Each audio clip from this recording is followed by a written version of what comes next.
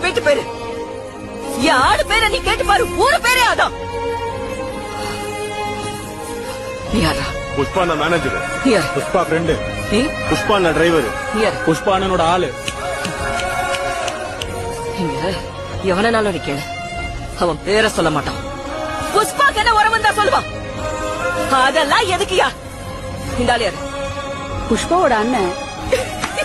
அதான் மச்சான், அதான் என் புருஷன். யோ, புஷ்பாங்கிறது பேர் இல்ல, புஷ்பானா பிராண்ட்.